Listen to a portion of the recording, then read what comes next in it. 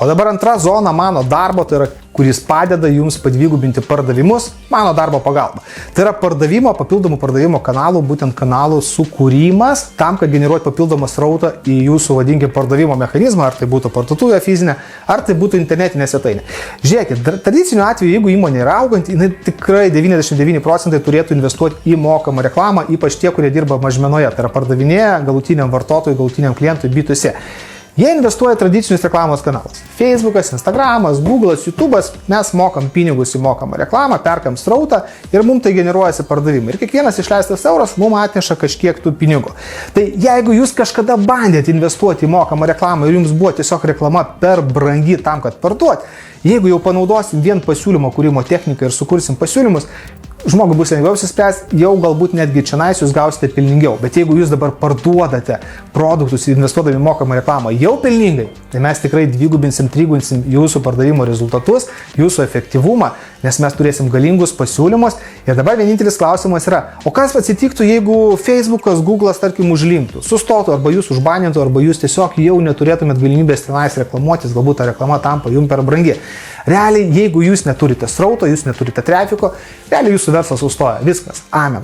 Mano darbas atėjus ir pradedant dirbti su kiekvienu klientu, vėlgi žiūrėti įvairiausius dalykus. Jeigu mes prieš tai, tam pirmam video, kur pasakau, mes gaunam iš kitų įmonių resursus, mes lygiai taip pat turim ir savo resursus. Tie, kurie dirba su mokama reklama, jie žino, kiek kainuoja parduoti kiekvieną kartą vieną produktą. Ir mes galim sukurti įvairiausius smulkės dovanėlės, kuponus, įtraukti savo valiutą, tam, kad galėtume duoti kažkuriai kitai įmoniai, kurią aš tarp kitko ir ieškau už jūs, jums patiems to nereikia daryti.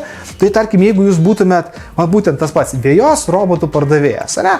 Aš galiu padaryti dovanų kuponą, kuris bus dalinamas tiem, kurie perka veją, o vėjos pardavėjai ten tų sėklų, jie sukurs pasiūlymą.